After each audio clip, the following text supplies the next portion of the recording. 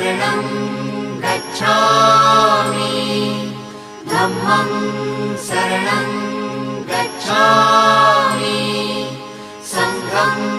शरणं गच्छामि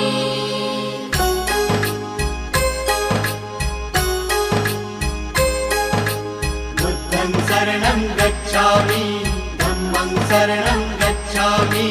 संघं शरणं गच्छामि। त्यागमूर्ती तू शांत चित्त तू योग रूप संसारी